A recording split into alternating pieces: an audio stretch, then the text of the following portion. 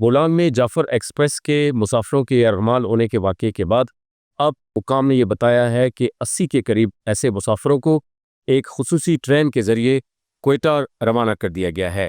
D S railway Quetta division سے جب میری بات ہوئی تو انہوں نے یہ بتایا کہ ان مسافروں کو ایک خصوصی ٹرین میں کوئٹہ منتقل کیا جا رہا ہے، تاہم سیکیورٹی کلیئرنس کی وجہ سے اس میں ٹائم لگے گا۔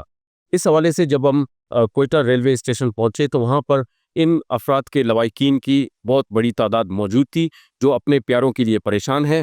اس حوالے سے ایک پولیس اہلکار کے والد سے ہم نے بات کی ہے، آئیے سنتے ہیں کہ انہوں نے کیا کہا ہے۔ کون ہے جس کے لیے آپ انتظار کر رہے ہیں، کتنی پریشانی ہے، تھوڑا سا؟ میرا زیٹ ہے تقریباً 3-4 دن پہلے بھی ڈپٹی پر تھا، پھر رات کو آ گیا، صبح وقتی پھر ڈپٹی پر آ گیا تو ہم لوگ رابطہ کر رہے ہیں، بالکل رابطہ نہیں ہو رہا ہے۔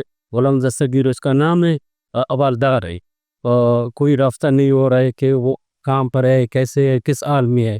ہم لوگ اس کے بھی پریشان ہیں، ادھر آیا ہے اور سب سے رابطہ کر رہا ہے، کوئی معلومات ہمیں دی۔ جی شکریہ۔